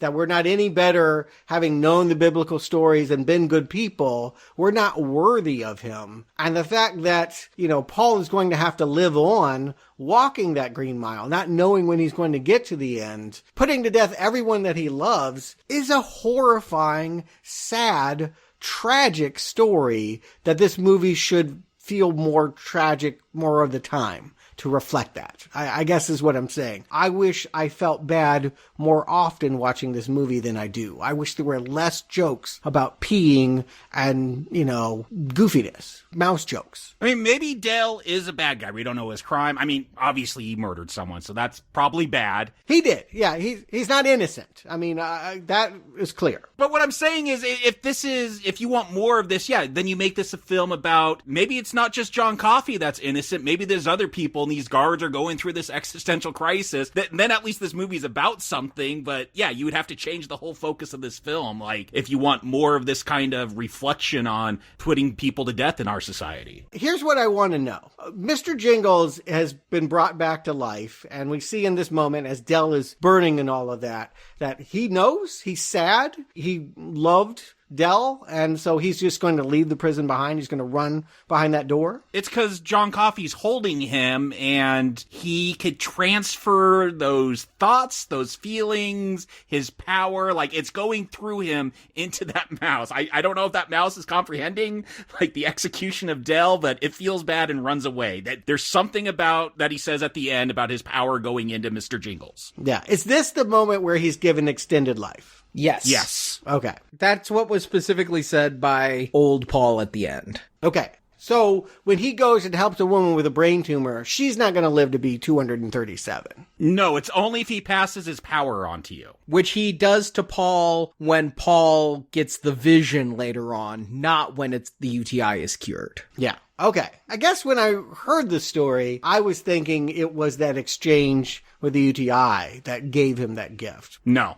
But the movie makes more clear it's showing flashbacks at the very end, which, okay, I guess. Hard to split those hairs. But anyway, the point is that, yes, Paul looks like an opportunist and advocating for someone that's not even his own wife. I mean, it's kind of sweet. I mean, yes, he sees a woman in need, but it's the warden's wife, and he is going to risk it all for her and do none of the risking for the vessel of God. I hear you guys saying that this is pretty close to the book. I'm wondering if they adapted 5 out of the 6 volumes, because I do not understand this final act. Like, why are we helping the warden? Like, you have Jesus in a cell, and the big climax is sneaking him to go heal some random white dude's wife, and then putting him back in the cell to go be put to death. Yeah, I felt like in this movie that really took a leap. In the book, we get inside Paul's head, and I feel like King did a pretty good job of basically saying,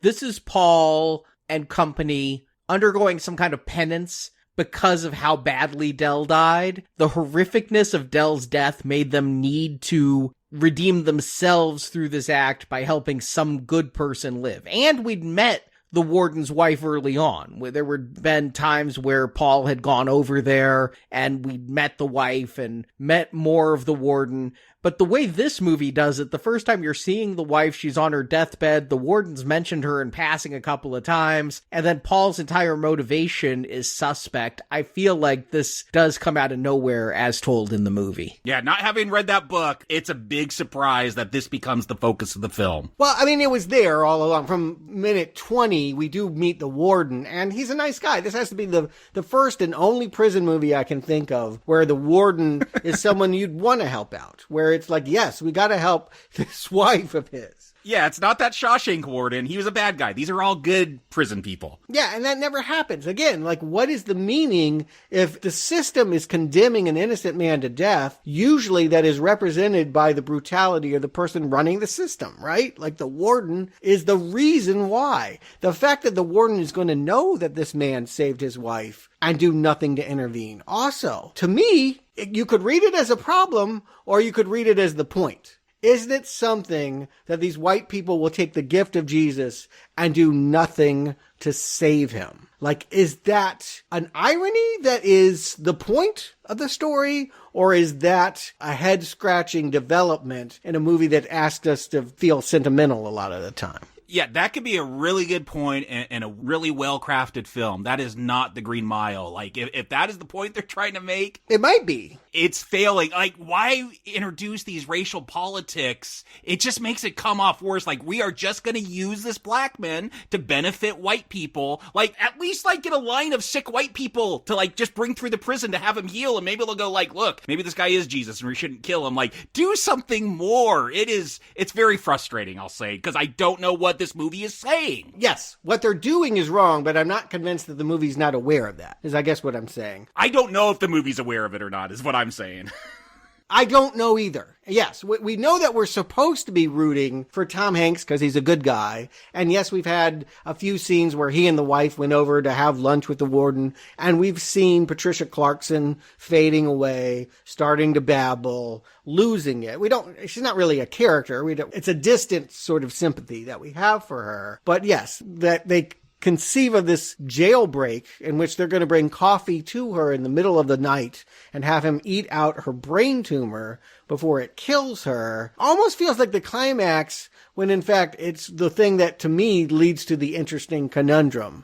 How can you accept this gift and then repay it with the death penalty? Like, how can the warden do that? And King and Darabont are going to make it real easy. They're going to have the conversation where John Coffey's like, I'm tired, boss. Okay, yeah, and I'm holding that. Well, that is the other huge problem here, yeah. Yeah, I'm holding that because that is a total failure. Whatever I think of the whole movie, that they go to that path is like, I see red blood vessels breaking in my head, angering. That is terrible. That is a huge mistake. But I'm trying not to throw everything out and have my Shawshank fit the way that I did when I saw Shawshank. Do we need to talk about this jailbreak? I mean, there's a lot of elements at play. It's kind of suspenseful. They have to drug Wild Bill and he doesn't stay down. They have to put Percy in the padded cell and we don't believe that once he's free, he's not going to blab and call the governor and get all these people fired or in jail. I mean, I think the most important part is that Wild Bill, once again, maybe he wasn't faking being drugged this time. Maybe it just kicked in later, but this is where John Coffey gets confirmation that Wild Bill is the one who did those murders, because he's going to reach out, grab him, and I guess John Coffey touches someone, he could tell everything about you. I don't think we're to know that yet. I know it, and partly because I know the book at this point, but all we see is that John Coffey gets a weird-looking face and says, "You're a bad man." I'm hearing, Jacob, you said I was on to this movie. I knew that Wild Bill was the killer. I don't know that everyone in the audience would be there, but maybe. Yeah, maybe not. Yeah. It's too big a coincidence for me to even allow this movie and book, let alone to think most audience members would jump on it. Yeah. Who knows? I don't know. Because I had heard the book before I watched the movie. I knew that this was coming. Everything was following, as it were. But yes, there is some kind of, if nothing else, we understand that John Coffey is processing some kind of secret about Wild Bill. And then he has to go to this house where, I mean, can you imagine in 1935, an elderly white man with a shotgun letting this massive black man walk into his wife's bedroom and kiss her? Like, nope. In the book, they kind of made it seem like everyone falls into a trance and just lets John do whatever, but it doesn't play that way here. I would have loved that if you have some heavenly light from some unknown source above them, like, shine down. And yeah, they go into trance and he just kind of floats his way to the wife and he, like, yes, then I could buy that magic happen. But this, no, they're just like, hey, let this big black man who's convicted of double murder and rape of children, like, come in and kiss your wife. Mm-hmm. Right. Touch my nearly naked wife and do whatever with her in the bedroom is, I mean, it's an outrageous thing. Yes. I think I was projecting from the book because as he gets closer to the warden, James Cromwell seems to relax. And so I think they were trying, I mean, Darabont doesn't deviate from the page of Stephen King. I think he was trying to show us that they were being put in a calming trance by John Coffey without doing something as hoary as having a light from God shine down upon them. But I also don't know that it completely translated or sold. Why not play it the other way? Why not have James Cromwell blasting the shotgun and the guards have to hold him down and beat him up or something like that? You want things to get more and more escalating. You want things to be like, oh my God, I can't believe things have gotten this bad. Not like, oh, it'll all be okay. And sure, we're going to allow this to transpire here because, that's what's needed for the plot. Like, it should come at some consequence. It's relatively easy that they're able to break him out of jail and put him back in. And I feel like you want to scare the audience. You want to make it more frightening and not more comforting. Darabont's instincts so often are to try to wrestle tears out of us or coddle us. And why not scare us? What's wrong with that? It's Stephen King. I want to find this moment tense. Stephen King is more than one thing, though. And I think that Darabont making homesy, folksy tales is not a bad thing. Not every movie needs to be Dead Man Walking. It is a bad thing in my mind. It's just a bad look. It's stupid. It's what made me despise Shawshank, is how sentimental and ridiculous and black and white it is. Yeah, it's hard for me to go 3 hours with sentimentality. Like, I need something more. Yeah, and this one's more interesting. I just want to go ahead and say I'm finding this one way more complex. I'm feeling pulled in a lot more directions than I ever was in Shawshank. And partly that may be just miscalculation. They're hoping we're enchanted by all of this when we're really scratching our head and going, how could you? But that's my reaction in watching them let John come in there, heal her, and then put him back in the cell to die. Yeah, this is where you have a big conversation about what to do, and the warden gets involved. And instead, it's going to be John Coffey just going like, no, I'm tired. I'm ready to die. Yeah, I agree with Stuart. In the book, in the movie, everything, this should have ended in at least a jailbreak. The guards should have been willing to risk their careers and things, but it's so pedantic in the book. Well, I have kids, it's the Depression, it's hard to find new jobs, we'll go to jail. You've seen a miracle from God. You don't put that miracle in the electric chair. But they're not willing to go to jail for that. Yeah, I agree. Again, is that the point? Because I can celebrate it if the point is, look at these greedy people that are willing to exploit a Messiah, but not actually give of themselves to a higher power. I feel pretty comfortable saying that is not the point of this version of the Green Mile. No, it is not getting into those politics. Nor the book. No, these characters are not cynical and greedy in the book. They're, especially Paul, he's so saintly himself. I mean, they're trying to look saintly here, but they don't look saintly to us because we can see what's going on, because it is so offensive to think that you could use someone in this way and then literally dispose of them. You're projecting your viewpoint onto me, whereas yes, I see it as bad, but I also see it as they saved this woman's life. If they hadn't done the actions they did and taken the risks they did, the warden's wife would have died a horrible death. They saved her life. Right. And again, the fact that a white woman's life has more value than a black man's life in this day and age is something that's not going to go undebated. That's the thing. You have John Coffey be someone who has been, racially discriminated against in American history. Like, it's bringing up all these questions. If you got a white actor to do this, a bunch of white people, like, I don't know if I would be thinking about all this. I'd be thinking about death penalty and the justice of that, but I wouldn't, it brings in a whole layer of complication by doing this. I'd also add, I'm not trying to be insensitive, but James Cromwell is old and Patricia Clarkson is not as old as him, but I think she's supposed to be. She's lived most of her life. So yes, it's sad that she's got a brain tumor and is going to die, but this is a young, vibrant man that, magical powers or not, is innocent of the crimes and being put to death. His life is not less than hers. It's not. No, it's not. And again, I'm glad that they didn't do some Perry Mason, he's found innocent thing, because I think that would be just too cheap and cheesy. And maybe it is more realistic that in the 1930s there would be no saving him. Yeah, again, that it could be a strength of this movie if you wanted to look at the 1930s in a cynical vantage point of course, it was only going to go one way. But I will say this, I was very, very surprised that, the point is made as Coffey is brought back to his cell, he hasn't coughed up the bugs. Every time he does one of these healing things, he usually just spits out a whole bunch of whatever, black ooze, and, restores himself. And I think we hear Brutal even, hypothesize, oh, he's trying to die before he goes to the electric chair. He's keeping all the poison inside of him. Oh, no. It's much better than that. And I love this twist when they free Percy and he becomes the pawn of Coffee. Yeah, I wish there was more interaction in this movie between Coffee and Percy.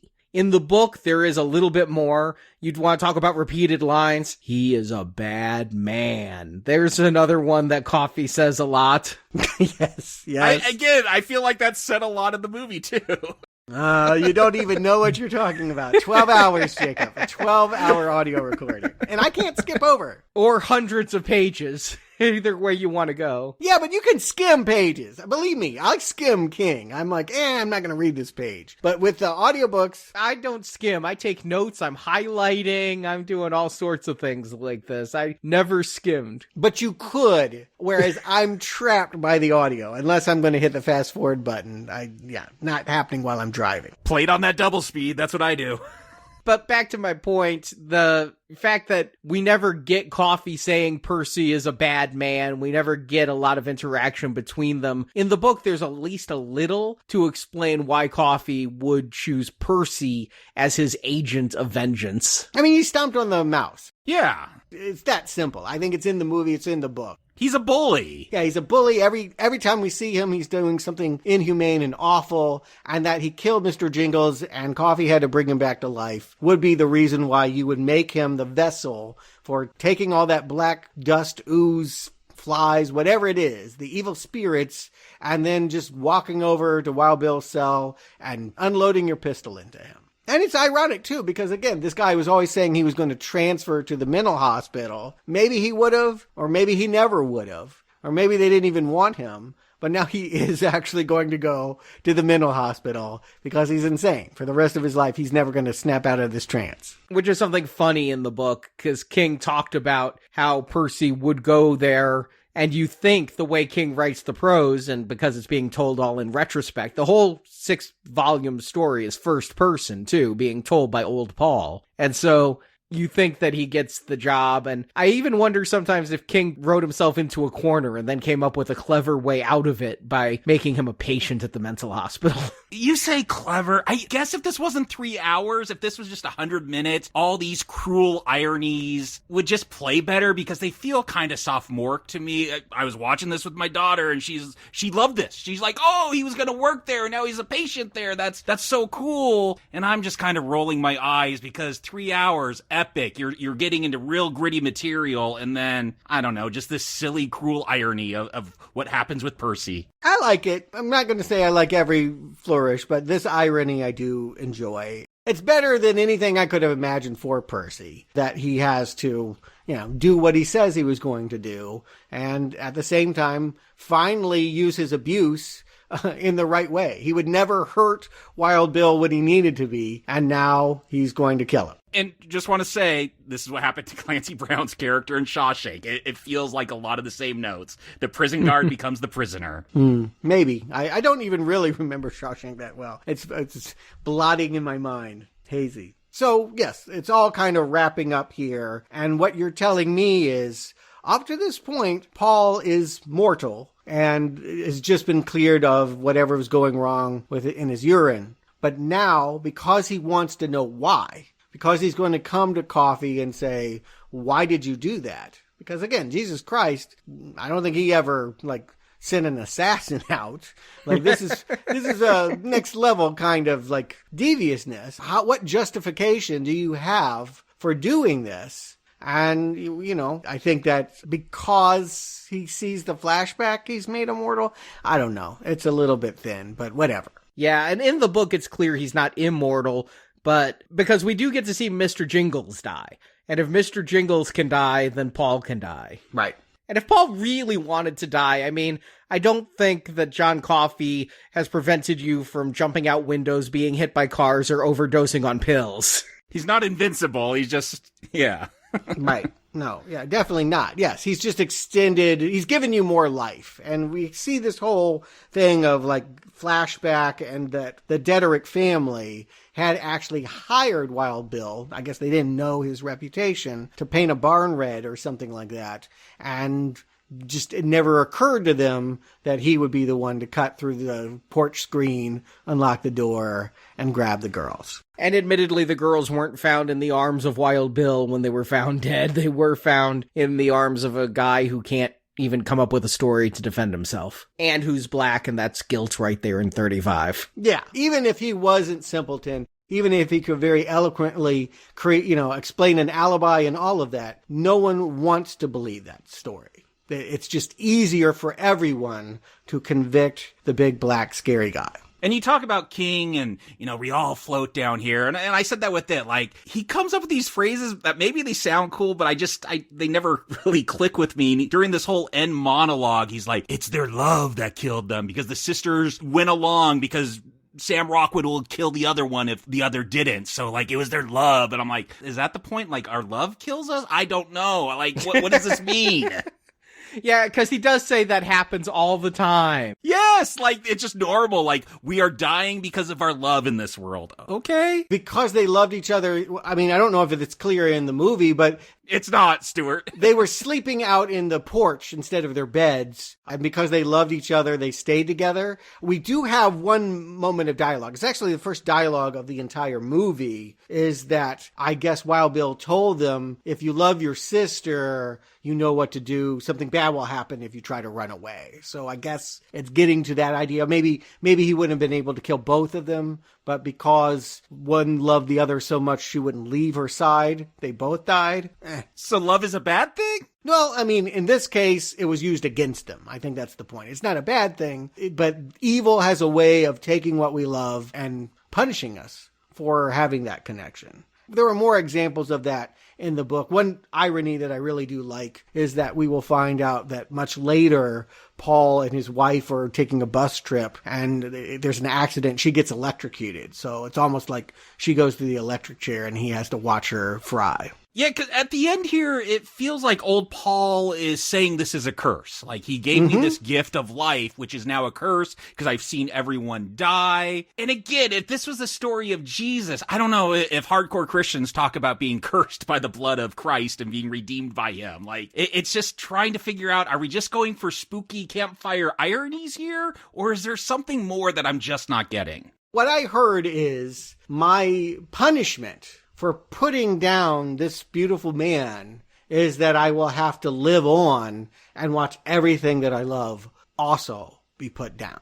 There is a judgment made about him by him going through with this. Now, the movie, again, we want people to feel just like sad about the moment and not hold anything against Tom Hanks. So they just have him like playing top hat for him and getting a meatloaf and being told, oh, don't worry, I'm tired, I want to die. All of that is extremely aggravating to me. Infuriating, actually. I hate that so much. If there was only one change I could make to this movie, it would be to remove that. Tom Hanks, Paul, needs to feel absolutely terrible about what he's doing, and nothing Coffey says should get him off that hook. 100% agree. But it kind of does in the book, too. I mean, Coffey does say he's tired of feeling all the pain. No, I know. It's bullshit. Yeah, it's bad. So I'm just pointing out your complaint comes from the prose, not from Darabont. Change the prose, then. Absolutely. Yes. You cannot have the condemned person say it's okay that the system condemned him. That is not acceptable. It is not acceptable, and they should feel really bad about it. And it is ironic that, okay, now you can live on. You get to watch your wife die. You get to watch all your guards die. You get to watch your son die, which we never even meet the character. Is that a deleted scene? No. I was so confused at the end when he's like, you probably haven't figured out the math about my son. And I'm like, oh, you had a son? I totally missed that. There's this one little moment when they have Barry Pepper, a supporting player from Saving Private Ryan, is here as one of the guards. He's the family man. And what he's told is he's not going to participate in the Coffey jailbreak, bring her to Melinda, because he has a wife and young children that would be impacted if he were to get caught, whereas everyone else has grown children. And so that was the way that we were supposed to think about Tom Hanks being really too old for it when we go back to 1995 and have old Paul finish the story. And I remember in theaters when Coffey did die, I didn't get choked up. I got a little choked up in Shawshank at the end when the two found each other on the beach and things. But when John Coffey died here, I wasn't moved. I was like, okay, this is how the story is ending, but I didn't have the lump in my throat that a good movie where I'm sad about a character's death can give me. Oh, I'm choked up with anger. Like, I'm choked up that he's singing cheek to cheek and, I'm in heaven and all that. Like, no, you do not let them off the hook. That's bullshit. And they're crying. They know what they're doing is terrible. It's an interesting dynamic that you have the Dederick parents actually there being like, burn in hell and I hope it hurts and all of that. And then you have the guards that are actually strapping him in, crying and all of that. Like, they even tried to say, don't focus on their hate, focus on our love. I don't know. Like, that may be true, but also they should all be crying. Like that. Again, I want the end feeling not to be that I witnessed something beautiful. E.T. came and changed, some lives back in 1935, but that I failed God. That's the story of this. God tested me and I dropped the goddamn ball. That's what I see. Yeah, that's what it should be. And the only thing I got out of it is this stupid mouse in the cigar box. Don't talk bad about Mr. Jingles. I won't. I mean, he's a cute mouse, but you get what I'm saying. Like, I lost my wife, I lost my son, I lost all my friends, but I got a mouse. It's a good trained mouse. Yes, no, I understand. That should hurt. In the book, the mouse dies at this point too, which is... I know! That was weird. But again, like, they also had this cruel character that, like, you thought he was going to kill it, and I don't know, but the book went on too long. A Stephen King book? Yeah. No! Especially one published as 6 separate books? No way. I don't think you want the last image to be the mouse dropping dead. I think it's right just to leave him breathing in the box. Yeah. Voiceover saying that, it will come for us eventually. He looks bad. I mean, we'll say it's not the Mr. Jingles of 1935. He's not pushing that spool around too fast anymore. You can see that age is wearing them down. It's not immortality, but that they are still here in a symbolic Mouseville, as it were, in 1995. Again, a sad ending, but not as dark as I would have hoped. You're always wanting it darker, but sometimes you want to go light. Sometimes an audience pleaser is the way to go. Sometimes schmaltz sells. I mean, you're talking like a producer. I'm talking like an artist. Like, that's the difference. Yeah, you're right. If I had some stock in this, make them all like cheering and make it an hour shorter too, so we could sell more tickets. Yes. So, Jacob Stewart, are you going to push that little spool towards green or red for the Green Mile? Jacob. This is one where I had to focus more on the technical aspects because I have real problems. Not with the story that they set up, but with the way they all close it out. And I just, again, I don't know what this movie is saying. Is this about racial politics and people being condemned to murder that didn't commit the crime because of the color of their skin? Yeah, that's in here, but I don't know if that's what it's about. It's interesting. I was taking some notes, Arnie, when you were talking about the book. You said no good through line, no good climax. And I thought you were talking about the movie because those are the notes I had about this. Like, who's the main character? What is this movie about? What is the actual plot? Why is this about helping some white woman I've never met at the very end? Like, it's bizarre, and yet it's well shot. It's well acted. There's characters like Mr. Jingles and Dell. Like, whenever they're having their moments talking about Mouseville, like, I feel emotions. So, like, there is stuff that's right here. I didn't have a bad time. It wasn't hard to get through this 3-hour film, but for a 3-hour film, you just got to go harder. Like, you can't just do cruel ironies for your ending that you'd hear in a campfire story. That is just my confusion with this film. And people like this. Like, I bring this movie up and people are like, oh yeah, that's a really great film. I'm like, huh. I don't know what I missed. And I watched this again and I still don't know what I missed. So technically very well done. I just don't have any passion for it. And I have a lot of issues with the story. Like it's not that far off. It came out over 50 years later, but it's not that different than Song of the South when it's treating racial politics in America, which is kind of shocking. And maybe, like you said, Stuart, they're trying to comment on that. I just never got that vibe. So yes, technically good film, but it's just one. Maybe it goes over my head or something. I just don't get it. I'm not going to walk down that green arrow mile. I got to go with a weak not recommend because I just don't know what this film is about at the end of the day and what I'm supposed to go home and think about this thing.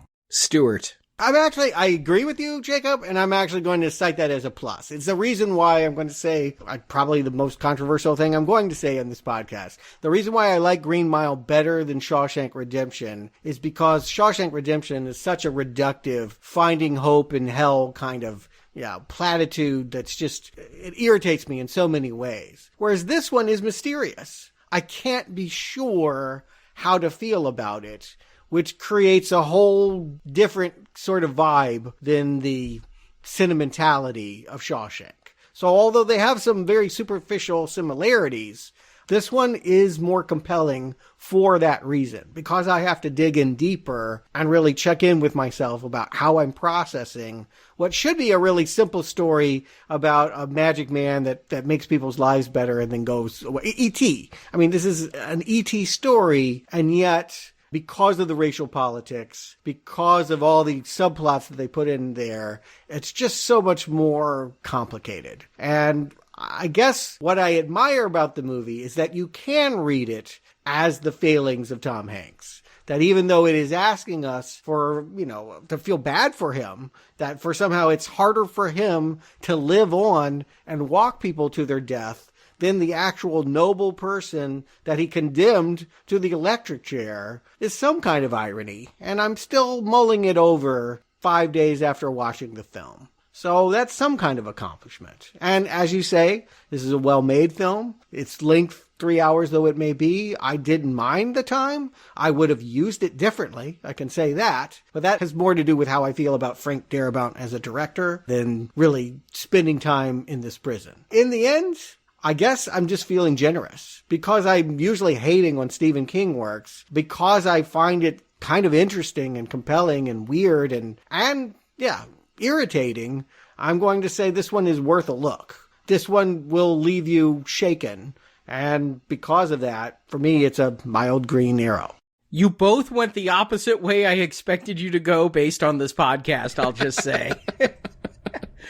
It's so weird we could say the same thing and have different opinions at the end. Yeah, I like that, though. Yeah, we largely saw the same movie, but because I was irritated by it, because I was engaged with it, that's truly it, is I found Shawshank so boring and pandering, and this one I really had to wrestle with the whole time, and that just made it more, stimulating to experience. Well, I think I saw the same movie as both of you did. I see a well-made movie that is well acted. The cast is great top to bottom on this. While I'm a Sam Rockwell fan, and so when I cast him in my head as Percy while reading the book, I just hold on to that. The guy doing Percy was good. Sam Rockwell was good without being too scene-stealing. So a well-made movie, well-acted. Meandering, though. I still have trouble figuring out the through line and the character arcs. A story is supposed to be transformative for your characters, and I don't know that I see Paul transformed. I don't know that I see John Coffey transformed. I think at the end of the story, they're still good people. It is overly sentimental and schmaltzy. That is a problem from King's work that Darabont loves about Stephen King. I'm based upon the 3 initial works he did, maybe not The Mist, but if you look at Shawshank and this and Woman in the Room, I mean, that's something that just comes with these Darabont King adaptations. But yet, I think the heart of this is real. There is something here people can grasp onto, be it sick loved ones or, I don't know, you have a magical friend who was put in an electric chair wrongly. There's something relatable here. Very relatable. It's something for everyone. There's nothing relatable about coffee, other than the drink. But the movie is too long. It needed to be trimmed down. I think we had a few ways here that it could have been done. You could have gotten this down to at least 2.5 tighter hours. But it's a pretty good movie, especially if you like this type of stuff that I'm not normally drawn to. Schmaltz is not my genre. I found myself taking the devil's advocate position of defending Schmaltz on this podcast. Yeah, you gave me hell for why can't you celebrate this? I don't, but you should. I'm just saying I won't damn all Schmaltz, including I won't damn this Schmaltz. I'm going to give it a weak recommend. You should always damn Schmaltz. Schmaltz is taking something sentimental and doing it badly. Not all sentimentality is bad, but all Schmaltz is bad. And what I would say is this movie, for all its schmaltzy fringes, is not as schmaltzy as Shawshank, and just, again, it has weird edges to it. Again, I can't help but get, indignant about how they're all comfortable condemning their savior. It's just, that has to be a point that you walk away with. That, how dare they? How dare they sit there and watch the system kill something that they exploited? I feel like this one's not great, but it is at the bottom of the ones I recommend. I think I've only recommended about 12. Yeah, not great still puts it in top tier for King usually. It does. It's in between Running Man and Cat's Eye for me. Oh my God, what a weird brethren. Yeah. Yeah, Running Man sounds low on your list. I mean, it was number 10, so this is number 11. Oh, okay. Well, that seems a little high. Yeah, we've reviewed 77 Stephen King movies, and I've only liked 12. Yes. Well, we have more to come. Next up is a TV movie called Desperation. Oh, great. Yeah. Not just a TV movie, directed by Mick Garris and starring his shining star. Red Arrow. We don't need to do it. Red Arrow already. Steven Weber's coming back. Apparently, nope, Red Arrow. It has something to do with, it's not in Maine, so this feels like, something edgy. Oh, a whole new territory. Yeah. The highways of Nevada, people are being abducted from their cars by an evil sheriff, played by Ron Perlman, and winding up in a town called Desperation. All I can tell you about this is I got so excited because it starred Ron Perlman, and I turned it off 20 minutes into its first airing. Oh, you tried before. Okay. Yes. You were not desperate enough to have to sit through it. All right. Yeah, that will be the next book. I'm not desperate to watch it, but, it's worth pointing out, too. We've been sitting around for years waiting for a Salem's Lot remake that's been shot to actually get a release date. They made a prequel to Pet Sematary that explains why the cemetery brings cats back to life. Why? I think it's got the Wendigo in it. I mean, there's reasons. Probably the most exciting project, The Talisman, the book written by Stephen King back when everyone read Stephen King. Steven Spielberg was actually going to be the one to make it. It's actually being made by Netflix. So we might be covering that one in the next 6 months as well. So any of those projects could push us back into King. But if none of those materialize in the next half year, I guess we're desperate enough to cover... Desperation. Yes, more Mick Garris, Stephen King.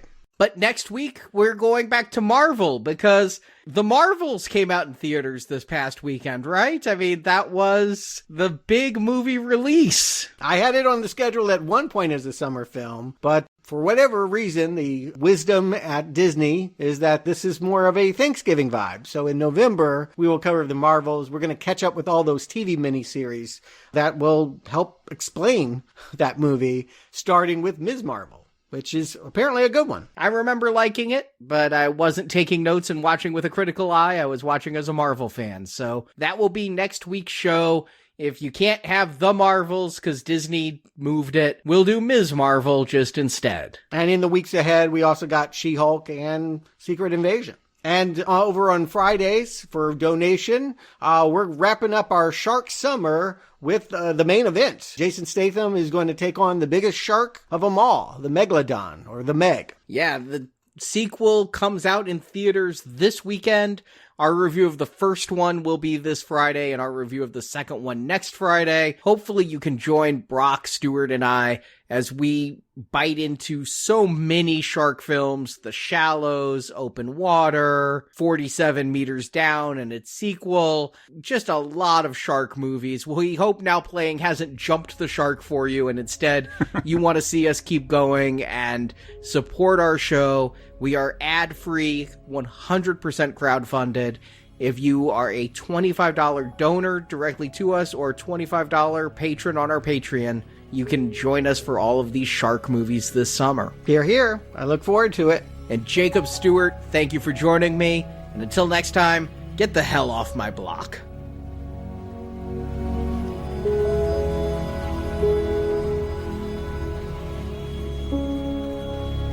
I couldn't help it, boss. I tried to take it back, but it was too late. Thank you for listening to this episode of Now Playing. We hope you've enjoyed the show. How in the name of Christ can you call that a success? In the NowPlayingPodcast.com archives, you can find many more reviews of Stephen King films, including Sometimes They Come Back, Carrie, Salem's Lot, The Shining, Christine, Cujo, Needful Things, It, The Stand, The Shawshank Redemption, The Running Man, The Mist, Stand By Me, Children of the Corn, and more. Well, I knew I'd get them sooner or later. It's just a matter of time, really. Come back to NowPlayingPodcast.com each week for another new movie review. I needs to see you down here, boss. In our archives are also reviews of film series such as The Avengers, Star Trek, A Nightmare on Elm Street, Friday the 13th, Scream, Transformers, and RoboCop. Find hundreds of movie review podcasts at NowPlayingPodcast.com. Was your missus pleased? Several times. Support from listeners like you help keep Now Playing operating. You get that one for free. I guess I'm going to have to pay you out for the rest, huh? You can find a link to donate using PayPal at the bottom of our website, NowPlayingPodcast.com. What do you want, John Coffey? Just to help. You can also join the Now Playing Patron campaign. Patrons of $10 or more get a new exclusive movie review every month. Plus, even more perks, including one where you can pick a movie for our hosts to review. Find the details on our website. What did you just do to me? I helped it. Didn't I help it? Now Playing Podcast is produced by Arnie Carvalho. You're running this show, ain't you? Associate produced by Jason. You've been declared competent, son. Now Playing is edited by Heath and Arnie. I'm tired, boss. Now Playing credit narration by Brock. Can you talk? Yes, boss. I can talk. The opinions expressed on Now Playing are those of the individual hosts and may not reflect the opinion of Venganza Media Incorporated. What happens on a mile stays on a mile. Always has.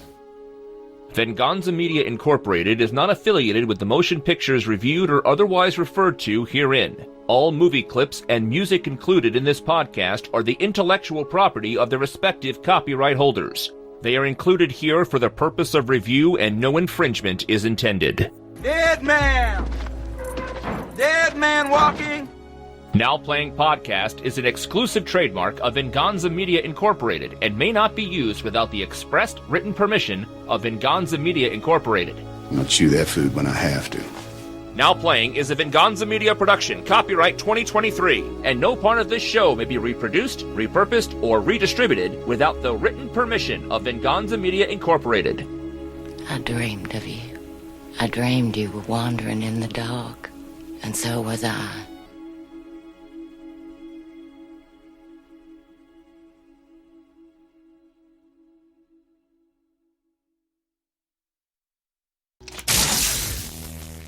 I don't know if Michael Clarke Duncan, if I've seen too much of his work.